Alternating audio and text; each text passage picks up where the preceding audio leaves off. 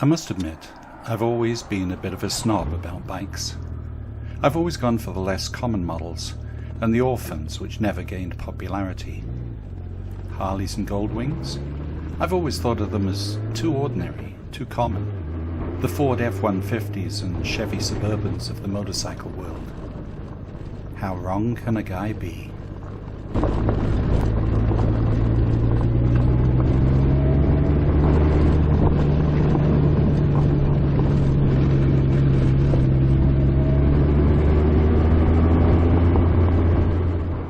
So I'm on a little excursion on the new-to-me Honda Goldwing.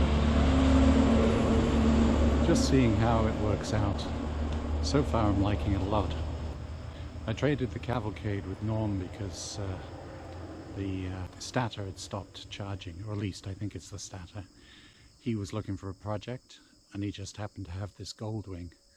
So we made a little deal and I'm really enjoying it.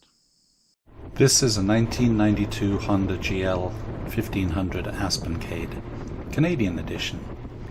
It has 176,000 kilometres, or roughly 112,000 miles on the clock.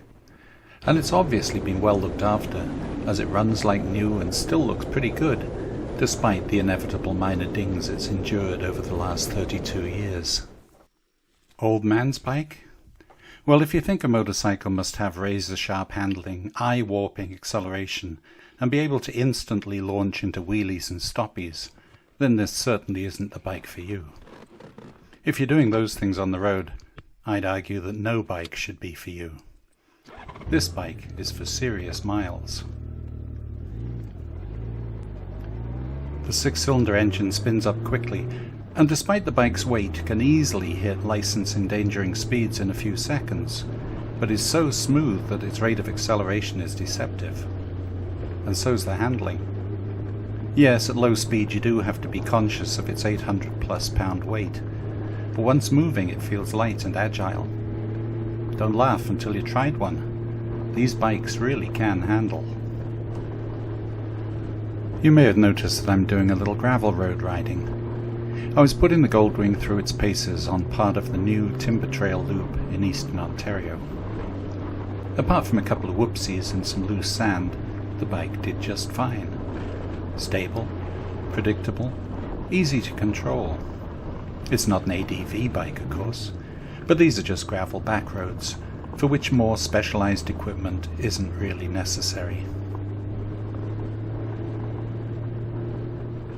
It saddens me to say this, as I really like the Cavalcade, but the Goldwing's low centre of gravity and low seat height make controlling it at low speed less arduous.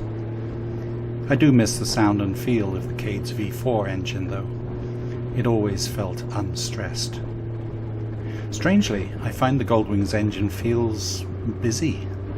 It must be that multitude of small parts rustling away down there at my feet. I find myself checking, only to find we're drifting along with barely any revs on the tack. 100 kph equates to roughly 2800 rpm. Barely spinning at all.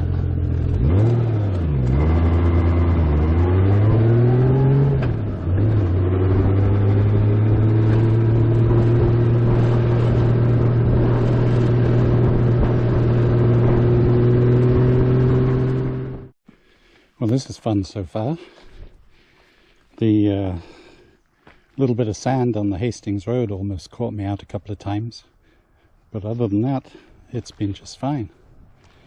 The old Goldwing's plugging along, no trouble at all.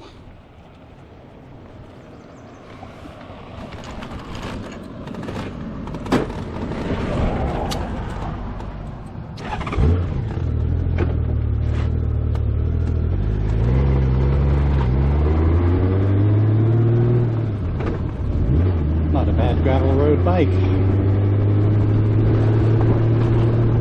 so far.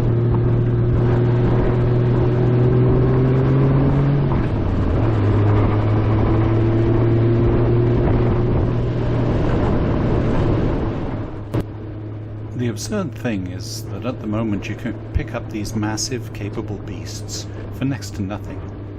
Nobody wants them. In many cases their owners have become too old or weak to manage them. and ADV-style touring bikes are the current fad. Check the local ads. You can probably pick up a good one for less than a year's worth of depreciation on a new bike. And they're built for the long haul. Old man's bike? Perhaps. I never really expected to enjoy this kind of bike, but there's something seductive about the comfort, the smooth power. I have my gootsies to satisfy my desire for character and quirkiness, but I can see taking the Goldwing on some long, relaxing rides.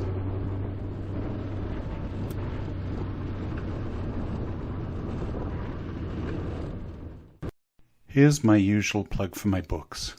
They're in paperback, digital, and audiobook formats. Check Amazon for Nick Adams Motorcycle. That'll find me. Thanks for watching.